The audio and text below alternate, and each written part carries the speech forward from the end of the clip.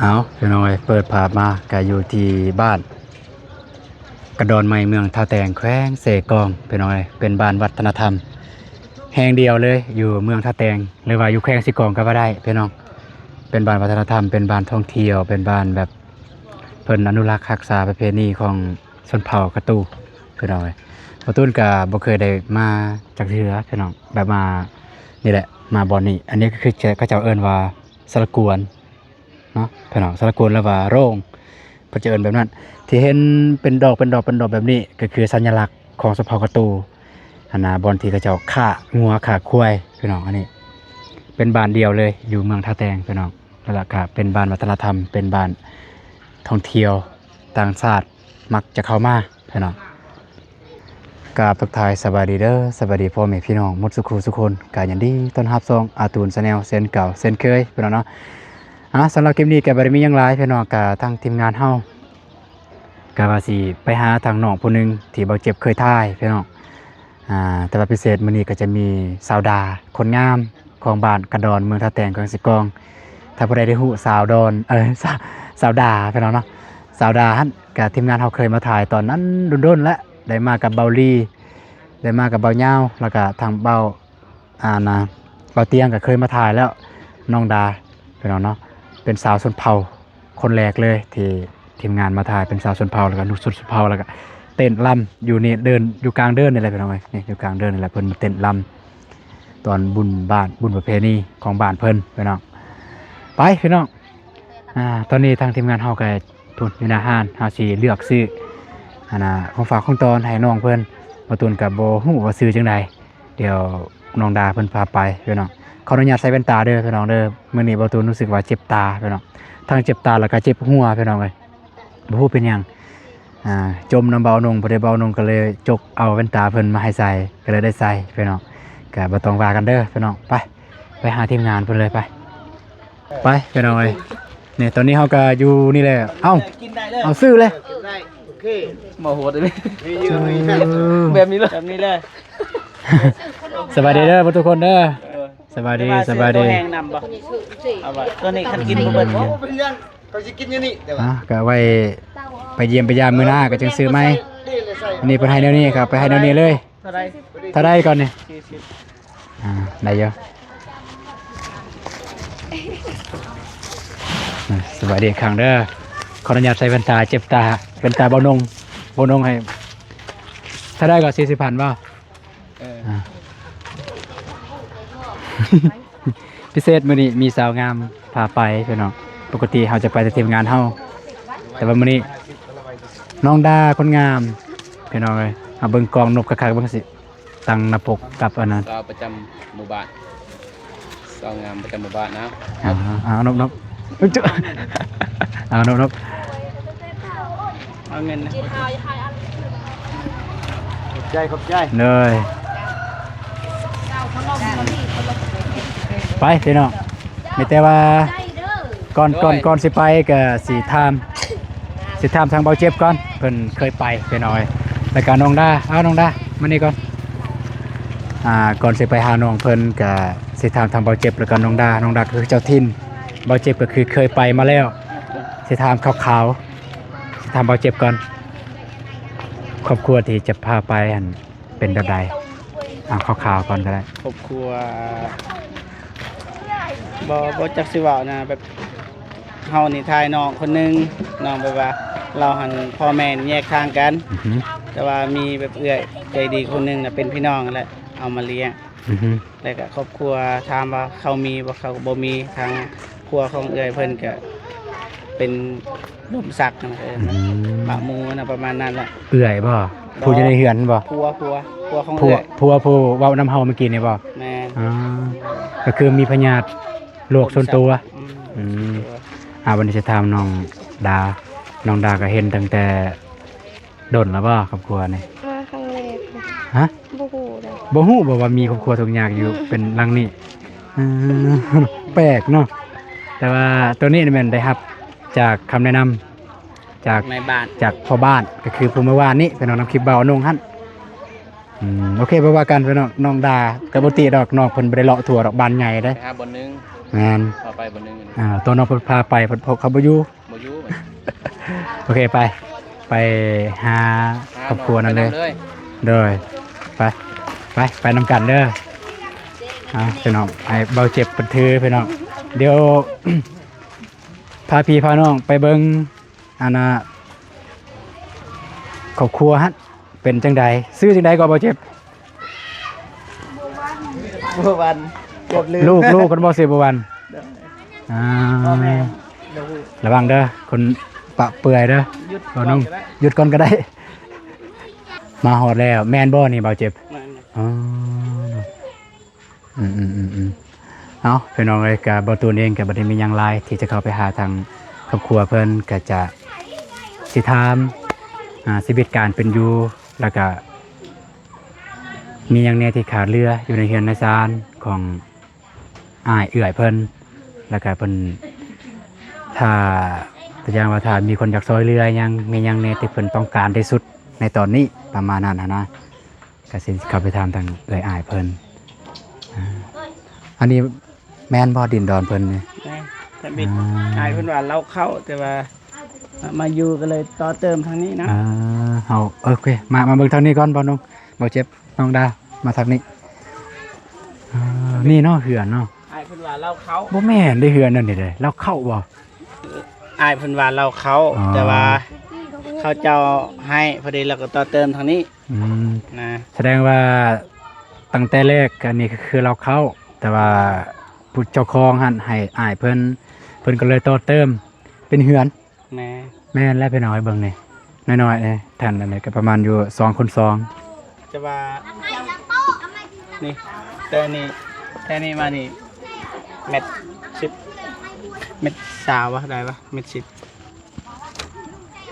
ประมาณนี้พี่น้อง จะเศร้า ประมาณนี้ เม็ดสาว ประมาณนี้ บ่ถึกแล้วแต่ก็ เอาไอ้ลีน้องดาวหัวไอ้ลี เม็ดสาว ประมาณเม็ดซาวพี่น้องตามเบิ่งนี่คือสิฮ้อนอยู่ โอ้แองอากาศกันดอนฮ้อนเด้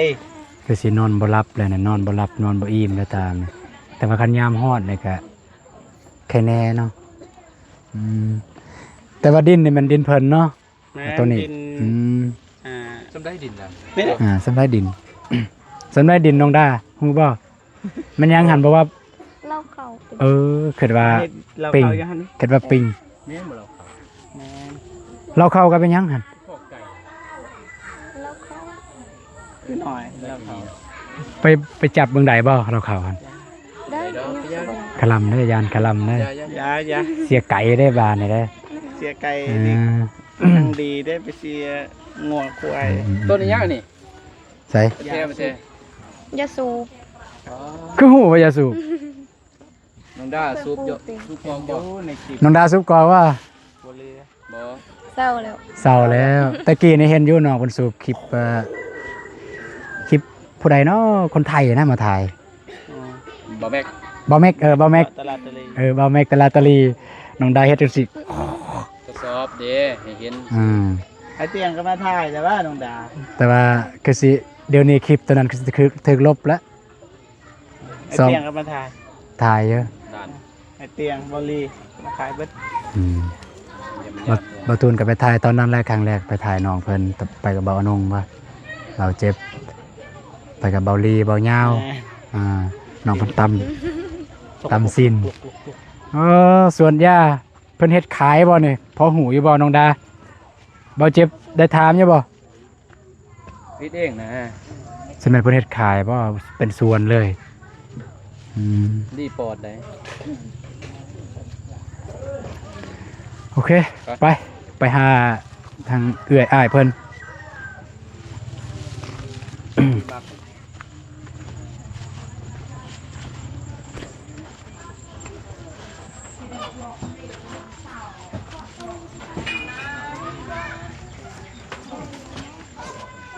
โอเคพี่น้องตอนนี้ก็ทางน้องเพิ่นก็อยู่ในเฮือนครัวพี่น้องในเรือนศาลบ้าน2น้องเพิ่นเดี๋ยวบ่ตูนสิพาเข้าไปเบิ่งไปรู้จักทางน้องเพิ่นเลยเป็นจังใดพี่น้องเนาะไป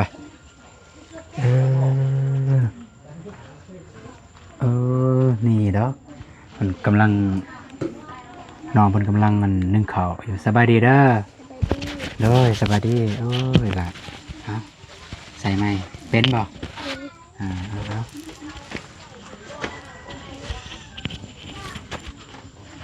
สบายดีเด้อลาเด้อ ไปดี โดยนึ่งข้าวบ่ล่ะ โดย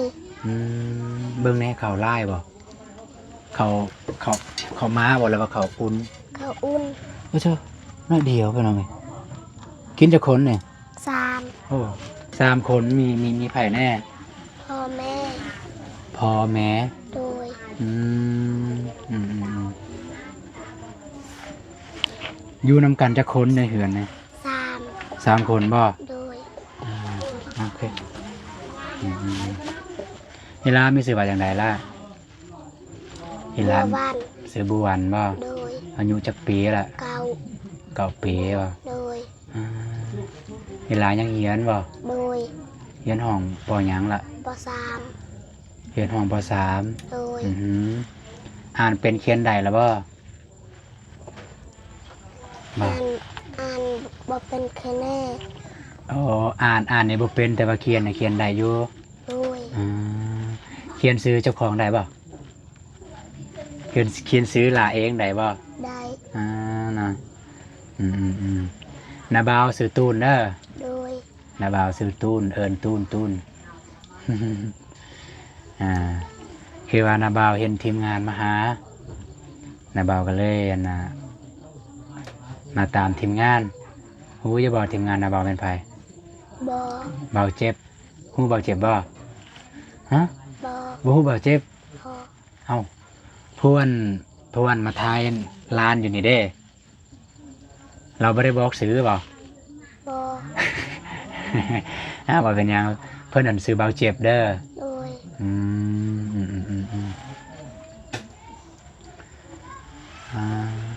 ร้านอยู่เฮือนนี่จักปีล่ะอยู่เฮือนนี่ฮู้บ่ บอ บ่ฮู้เลย บอ คือว่านาบ่าวไปได้ยินนาบ่าวได้ยินนั่นล่ะ นาบ่าวได้ยินว่าทางทีมงานว่าร้านมาอยู่น้ำเพิ่น โดย แม่นนั่นบ่ โดย แบบว่าเพิ่นเลี้ยงบ่ โดย คิดฮอดอยู่บ่พ่อแม่แท้ คือทอด ๆโอ้อยู่บ่พ่อแม่แท้ๆอยู่ไส อยู่แข้ง อยู่แข้ง โดย อ่า พออยู่เวียง อ้าวคือว่าจังซั่น พอแม่ถึงกัน โอ้พ่อแม่ปะกัน โดย พ่อแม่ปะกันก็เลยร้านมาอยู่นำ2อ้ายเอื้อยนี้ โดย แล้วอันแม่แท้ๆของร้านเนี่ยเพิ่นสร้างครอบครัวใหม่บ่แล้วว่าจังได สร้างครอบครัวใหม่ สิว่าง่ายๆก็พ่อแม่ของร้านก็คือเพิ่นห่างกันแล้วก็ไปมีครอบครัวใหม่แนวนั้นบ่แล้วอันพ่อแม่ปัจจุบันนี่ได้บอกอย่าบอกว่าร้านมาอยู่นี่ตั้งแต่อายุจักปี บอ บ่บอกบ่ บอ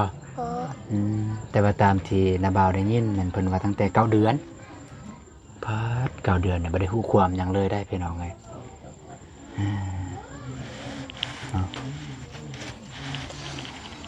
เอาเบิ่งเป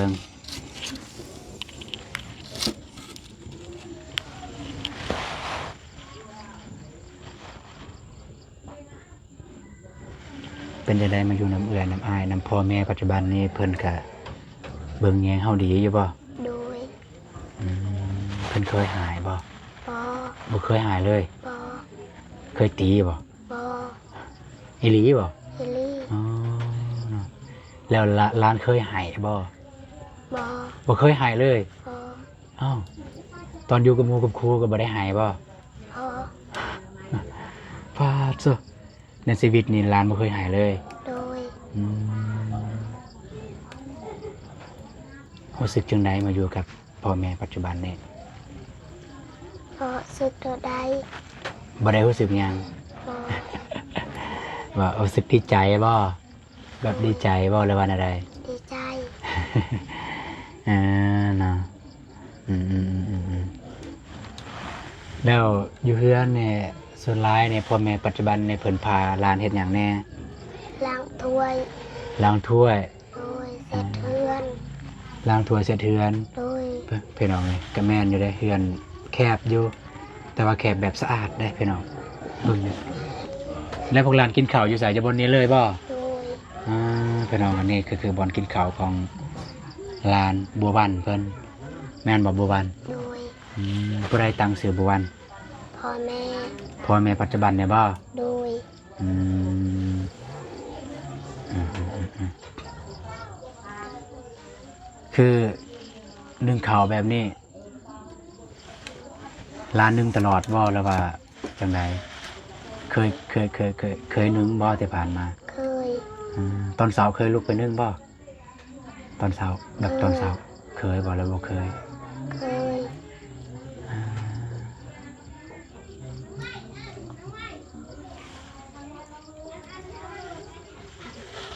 แล้วพอฮู้อยู่บ่อันอยู่ในเฮือนพ่อแม่เนี่ยเฮ็ดหยังแหน่อยู่เฮือนแบบเฮ็ดเวียกกันนะเวียกแนวใดแน่ ล้างถ้วยเสร็จเทือนมี บ่ ข้าว บ่เวียกพ่อแม่บ่แม่นเวียกหลานเวียกพ่อแม่เพิ่นเฮ็ดหยังแน่คือเวียกแต่ละมื้อของพ่อแม่น่ะเพิ่นเฮ็ดหยังแน่แบบเพิ่นเฮ็ดสวนบ่หรือว่าเฮ็ดนาแนวใด เห็ดส่วน สวนหยังสวน ส่วนพัก สวนผัก โดย ผักอยู่ไสโอ้ผักกันอยู่นอกเฮือนแน่ โดย ๆก็คือมีแต่อันนี้บ่เพิ่นเฮ็ด โดย เฮ็ดอันนี้เฮ็ดกินบ่แล้วเฮ็ดขาย เห็ดกินเห็ดคาย อ่าแล้วร้านปลาฮูยบอนเข้าเนี่ยคือเขาวที่พวกร้านกินเนี่ยพวกร้านเอาไปเอาแต่ใส พวกร้าน หาซื้อพันมีเงิน อืมเคยอยู่บ่มีแบบว่าน่ะบ่มีข้าวกินเลยเคยบ่อยู่ในเฮือนน่ะบ่มีข้าวกินเลย เคยมีบ่ โอ้โห บ่ฮู้เนาะแม่นแล้วพี่น้องไงเพราะว่ายังคนสำนีนี่บ่ฮู้ว่ามีข้าวหรือบ่เพราะว่าคนเป็นพ่อแม่เนี่ยมักจะบ่ให้ลูกๆฮู้ว่าเฮาลำบากส่ำใดเพื่อหยังเพื่ออยากให้ลูกนี่สบายใจบ่ให้คิดหลายประมาณนั้นพี่น้องเนาะอ่าอืมร้านไปโรงเรียนก็มีอยู่ว่าคนแบบคนหยอกล้านแบบว่าคนบ่มีพ่อแม่จังซี่เคยมีบ่ บอ บ่เนาะ โดย แล้วที่เอิ้นนั่นพ่อแม่ปัจจุบันเนี่ยเอิ้นแบบพ่อแม่เลยบ่หรือว่าแบบเอิ้นซื้อ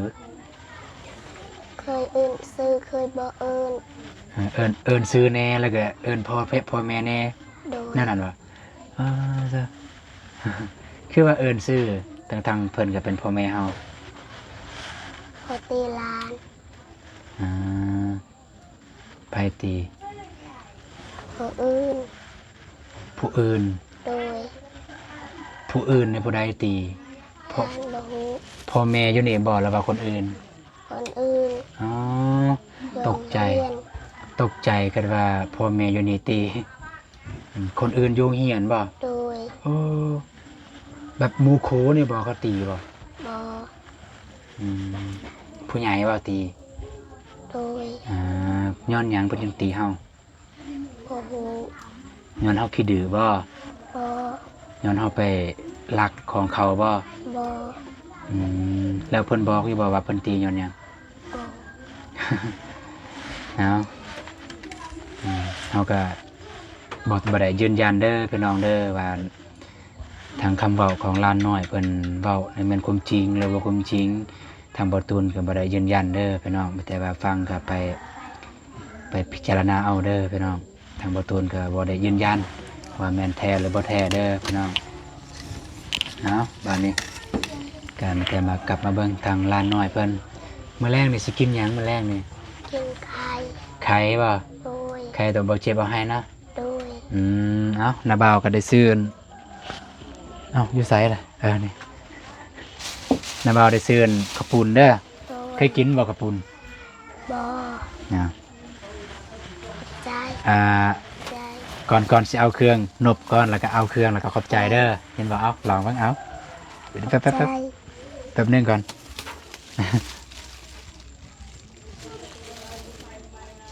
เอาเวลาน่ะเวลาผู้ใหญ่หรือว่าผู้ใดก็ตามแต่เอาเครื่องให้เฮานบก่อนแล้วก็จับเครื่องแล้วก็ขอบใจหลายๆเด้อเห็นบ่เอาเบิ่งลองเบิ่ง ใจในลายเด้อ เด้อเอาไปเมียนแล้วก็กินแรงนำพ่อแม่เด้อ โดย อืม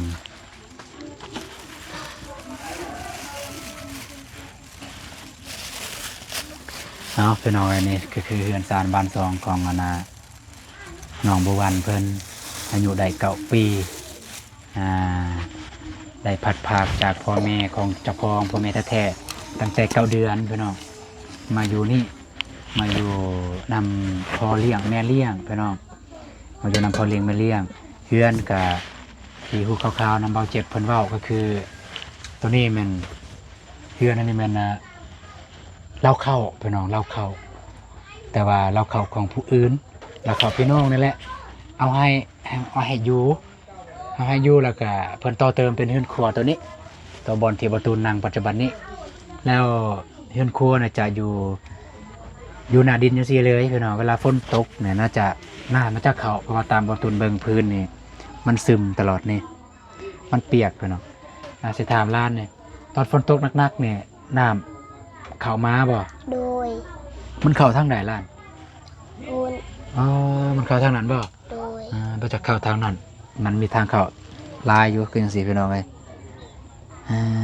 เนาะดีแต่แมวมาบ่เข้าเนาะหมู โดย นี่กองรางเฮือนประมาณนี้เฮือนเนี่ยจะประมาณอยู่ประตูนสิเบิ่ง4x2เพื่อนเนาะเฮือนเพราะว่าเราเข้าเนี่ยประมาณ2x2แล้วเราเข้าในเฮือนเราเข้าก็คือบอนนอนเนี่ย2x2จะเป็นเราเข้าแล้วก็เพิ่นมาต่อเติมอีกเฮือนครัวนี้2x2คือกันรวมเป็น4x2เฮือนนั่นเองเนี่ยเอ้ามีตู้เย็นนิดหน่อยเนาะเอาคือบ่มีไฟตู้เย็นเลย มันเพ ยังใส่ได้อยู่บ่ บอ ไม่แต่เอาไว้มาเมียนเครื่องซื่อๆนี่ โดย โอ้มีผักกูดเด้ผักกูดมาแต่ไสเนี่ย ขอให้ ฮะ ขอให้ เขาเอาให้บ่ โดย อ่า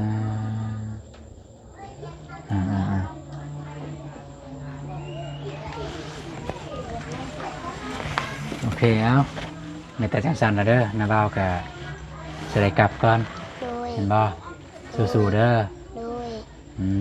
มลืมถามน้องเพิ่นแม่นหยังที่ลานคิดว่าลานอยากได้ที่สุดนะตอนนี้ อยากได้เฮือน อยากได้เฮือน โดย เป็นหยังคือว่าอยากได้เฮือน เฮือนอยู่บ่มี อ๋อเนาะคือข้าวปลาอาหารนี่มีบ่ บอ เอาแบบข้าวสารน่ะสิข้าวกินพี่น้องเลยก็คือนี่ก็บ่ว่าแต่ไผพี่น้องท่วมลำบากเฮ็ดให้เฮาอยากได้ทางน้องเพิ่นว่าอยากได้เฮือนร้านอยากได้เฮือนคันมีเฮือนอยากได้เฮือนแบบใดก็อยากได้เฮือนแบบใดคิดว่านะร้านคิดว่าร้านอยากได้เฮือนแบบใด อยากได้เฮือนก็ เฮือนก่อเลย โดย ป้าโซเฮือนก่อ โด บ่ ย อยากได้บ่ซ้ำแบบซ้ำดีกว่าหลังอันนี้บ่ให้ฝนตกบ่ให้ฝนตกบ่เปียกน้ำบ่เข้าแล้วก็ตอนแดดก็บ่ร้อนปานใดบ่อยากได้บ่ซ้ำนั้น อยาก เป็นคนซื่อๆตรงๆไปลองเลยอยากได้หยังคือเว้าเลยเนาะเอาไว้ในบ่าวถึกเลขแล้วบ่าวสิมาซื้อให้เด้อ โดย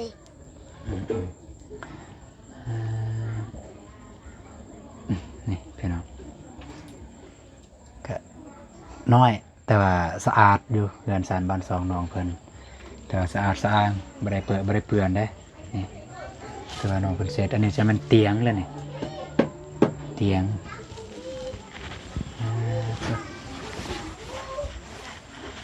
เนาะน้ำเบาสิได้กลับก่อนเด้อจ้าเด้อ โดย อื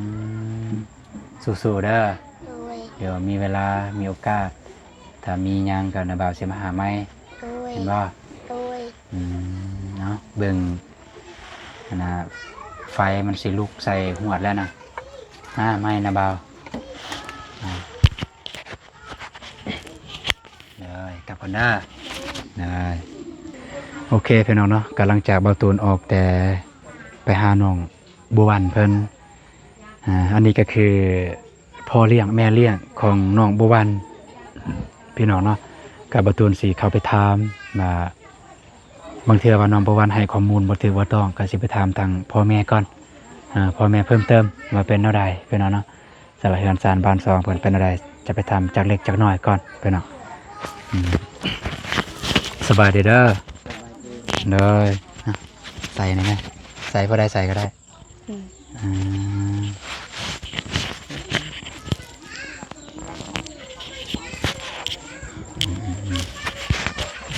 สบายดีอีกครั้งเด้อ สวัสดี โดยเฮาซื้ออันเบาตูนเด้อ โดย เบาตูนขออนุญาตฮู้ซื้อแนวทางเอื้อยนี่ซื้อหยัง เบียก ฮะ เบียก ซื้อเบียกบ่ โดย หายเด้ โพนค โพนคำ ำโดย โพนคำเอาพี่น้องเอ้ยก็บ่อ้อมค้อมบ่ตูนก็สิถามแล้วก็ตัวใดตอบได้ก็ตอบเด้อตัวใดตอบบ่ได้ก็บ่ต้องตอบ โด เห็น ย บ่ โดย ตัวใดตอบได้ก็ตอบตัวใดตอบบ่ได้ก็บ่ต้องตอบ โดย บ่ตูนก็สิเข้าประเด็นเลยสิถามเพราะว่า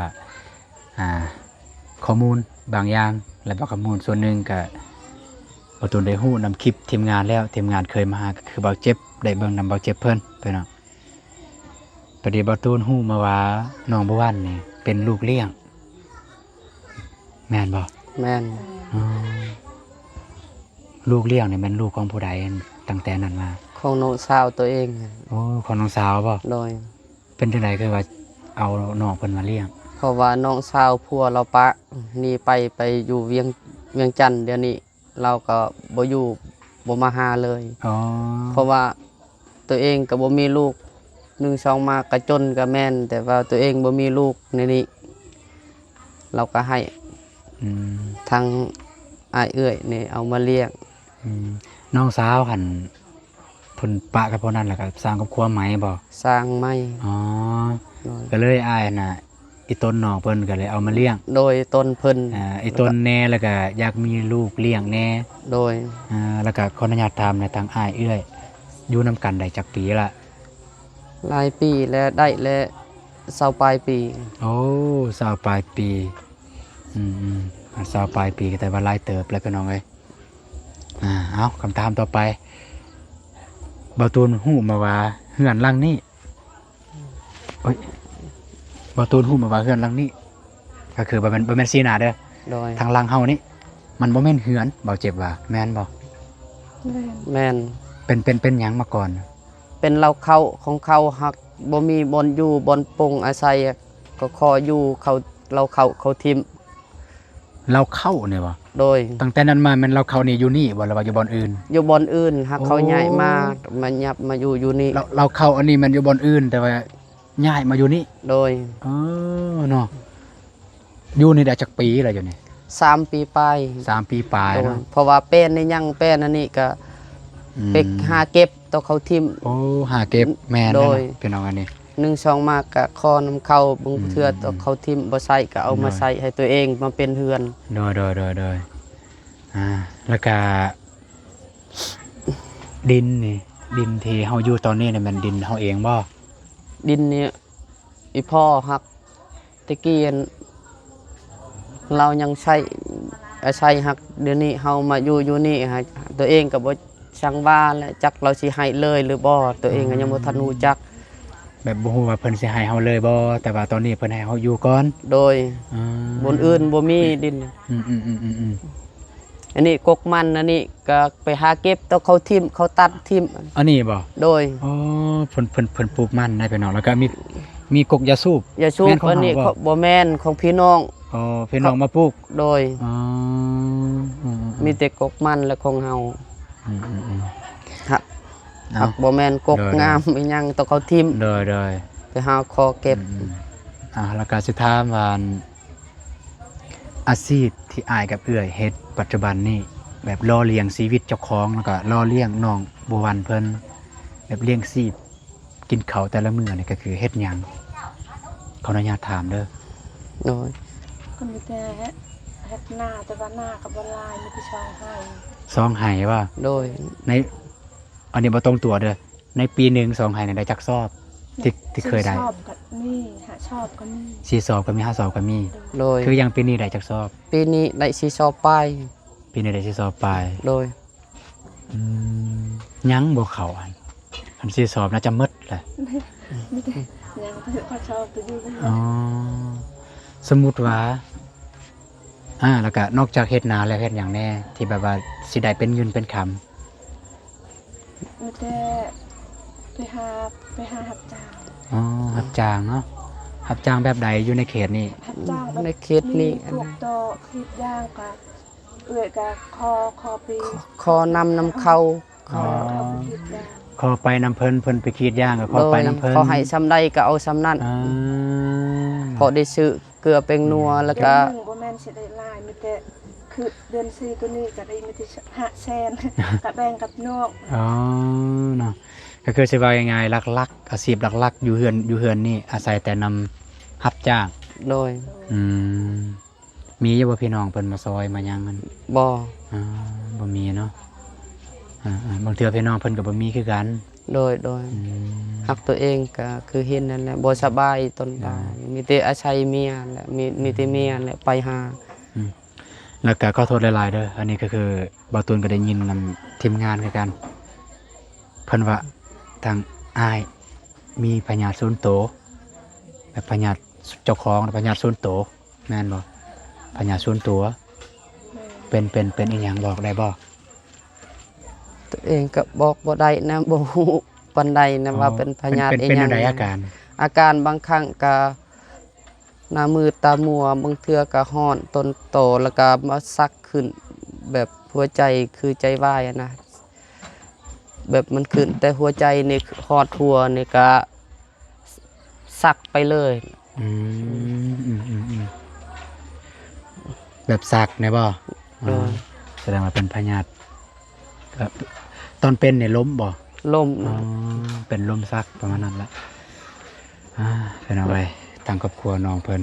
ครอบครัวเอื้อยอายแล้วก็น้องบัววันเพิ่นถือว่าน่าเห็นใจอีหลีพี่น้อง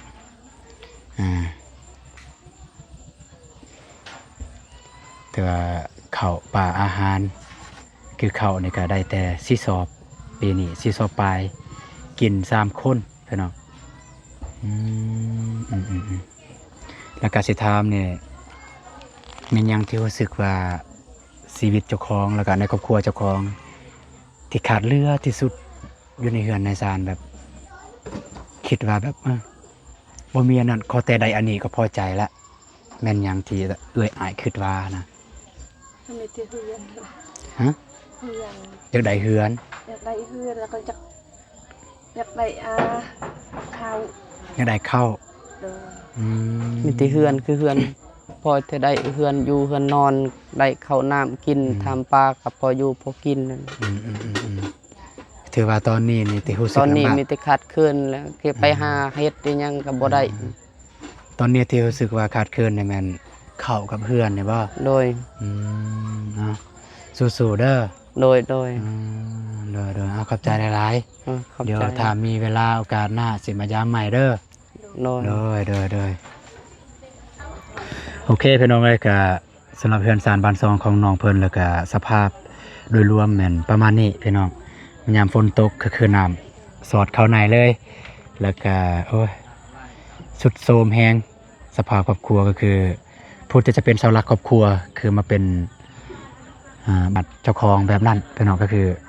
ใช้ว่าง่ายๆก็เป็นบาปหมู่เป็นถ้าเป็นภาษาชาวบ้านพี่น้องเป็นบาปหมู่แบบเป็นพญาธิลมสักพี่น้องเนาะแล้วก็เบิ่งทางเอื้อยเพิ่นก็ค่อนข้างว่าเป็นคนบ่ได้แข็งแรงอีหยังพี่น้องก็บ่ทุนเข้าใจอยู่ทางเพิ่นทุกข์ยากแต่ว่าเป็นหยังเพิ่นเอาลูกมาเลี้ยงบ่ทุนพ่อเข้าใจอยู่บ่นี่บ่ใดบ่ทุนเข้าใจหนึ่งหลักๆเลยคือเพราะว่าเพิ่นเป็นผัวเมียเนาะเป็นผัวเมียแหละ บ่สามารถมีลูกของเจ้าของตัวเองได้ แล้วเพิ่นจึงเอาลูกพี่น้องมาเลี้ยงเพื่อบ่เหงาเพื่อได้มีเด็กน้อยมาอยู่เฮือนอยู่ศาล